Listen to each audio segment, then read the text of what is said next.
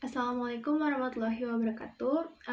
Kami dari kelompok 3 ingin menjelaskan mengenai country risk negara Hong Kong. Yang pertamanya adalah latar belakangnya. Apa sih yang dimaksud dengan country risk? Country risk merupakan karakteristik risiko dari sebuah negara, termasuk kondisi politik dan keuangan dari negara tersebut, yang mempengaruhi cash flow. Risiko negara mengacu pada ketidakpastian yang terkait dengan investasi di negara tertentu, dan lebih khusus lagi sejauh mana ketidakpastian itu dapat menyebabkan kerugian bagi investor. Ketidakpastian ini dapat berasal dari sejumlah faktor termasuk pengaruh politik, ekonomi, nilai tukar, dan teknologi. Secara khusus, risiko negara menunjukkan risiko bahwa pemerintah asing akan gagal membayar obligasi atau komitmen keuangan lainnya yang meningkatkan risiko transfer. Dalam arti yang lebih luas, risiko negara adalah sejauh mana gejolak politik dan ekonomi mempengaruhi sekuritas emiten yang melakukan bisnis di negara tertentu. Nah, setiap negara itu pasti memiliki yang namanya country risk, termasuk juga negara Hong Kong. Hal tersebut terdapat di dalam berbagai bidang, yaitu bidang terutama adalah dalam bidang ekonomi dan juga politik. Hong Kong merupakan negara yang memiliki country risk, terutama dalam bidang ekonominya. Hal tersebut dapat kita lihat dari ekonomi pasar bebas yang dianut oleh Hong Kong. Hal ini mengakibatkan Hong Kong sangat bergantung kepada perdagangan dan juga keuangan internasional, sehingga Hong Kong memiliki country risk yang lumayan tinggi di dalam ekonominya. Hal tersebut sangat berpengaruh terhadap kegiatan ekonomi untuk negaranya dan menjadi pertimbangan yang sangat ketat untuk investor asing berinvestasi di negara Hong Kong. Yang selanjutnya yaitu resiko berinvestasi di Hong Kong. Yang pertama, investasi tidak sesuai dengan harapan atau target profit. Sebagai seorang investor, Anda harus menyadari betul bahwa berinvestasi selain menjanjikan potensi keuntungan, juga bisa menyebabkan kerugian. Sederhananya, dalam investasi terdapat hubungan yang kuat antara return dan risiko investasi. Semakin tinggi potensi keuntungan, semakin tinggi pula tingkat risikonya, dan begitu juga sebaliknya. Yang kedua yaitu berinvestasi di negara maju kurang prospektif secara jangka panjang karena pertumbuhan ekonominya yang rendah.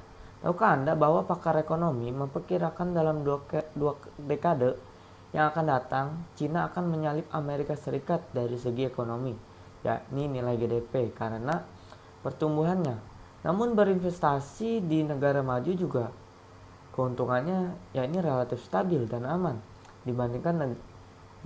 dibandingkan dengan negara berkembang yang relatif muda pemerintahannya dan banyak gejolak politik di dalamnya.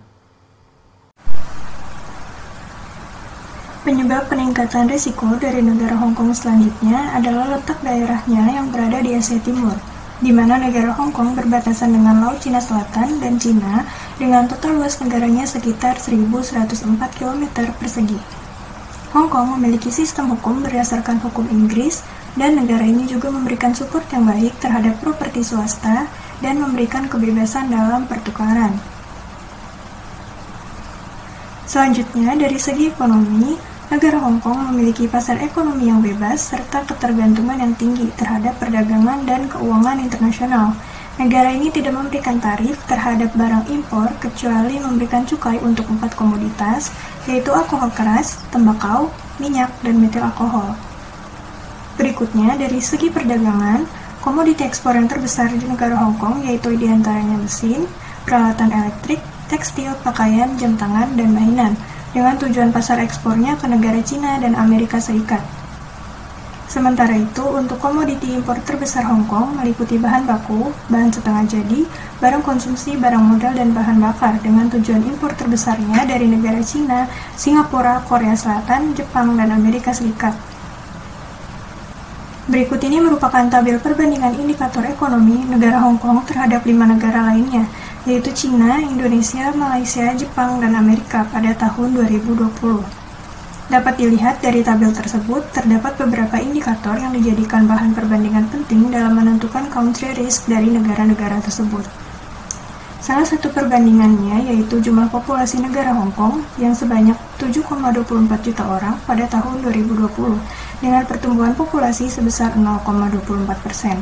Hal tersebut menjadikan Hong Kong memiliki pertumbuhan populasi terendah kedua setelah negara Jepang pada tabel tersebut. Persentase usia kerja di negara Hong Kong sebesar 68,7%. Selain itu, di tabel ini juga menunjukkan adanya tingkat inflasi negara Hong Kong yang cukup rendah, yaitu sebesar 1,5%. Dari tabel tersebut juga dijelaskan mengenai GDP Hong Kong, nilai ekspor dan impor, nilai tukar, dan lain-lain yang dapat dijadikan bahan pertimbangan dalam menentukan resiko di negara Hong Kong. Asesmen resiko di negara Hong Kong berdasarkan rating negara berada di peringkat A3 dengan situasi politik dan ekonomi yang baik. Kualitas pada lingkungan bisnis di negara ini juga memiliki pengaruh positif pada perilaku pembayaran perusahaan. Probabilitas bawaan perusahaan juga sangat rendah di bawah rata-rata. Sementara untuk asesmen resiko pada iklim bisnis di Hong Kong memiliki rating A1. Dengan lingkungan bisnis yang stabil dan efisien dan tetap mengusahakan perbaikan yang baik, tingkat resiko politik di negara ini tergolong rendah, yaitu di peringkat 1,5, dan resiko komersialnya berada di peringkat 2, diantaranya mungkin dapat beresiko. Hong Kong merupakan pelabuhan bebas karena tidak memiliki pungutan atau tarif. Hong Kong juga memiliki kebijakan hukum untuk hak properti yang kuat, sehingga negara ini merupakan negara strategis untuk perusahaan-perusahaan terutama yang tingkat usahanya kecil hingga menengah. Kebebasan ekonomi di Hong Kong menduduki peringkat 1 di antara 179 negara lainnya pada Indeks Kebebasan Ekonomi 2019. Kebebasan berbisnis di negara ini juga sangat dilindungi. Hong Kong juga menduduki peringkat ketiga dalam 2019 Trading Economic Ease of Doing Business Report untuk kemudahan melakukan bisnis. Sistem regulasi di Hong Kong untuk kebebasan berbisnis sangat dilindungi dalam regulasi yang efisien, birokrasi dan regulasi yang transparan bersamaan dengan lingkungan keseluruhannya sangat kondusif untuk mendukung kegiatan berbisnis di negara ini.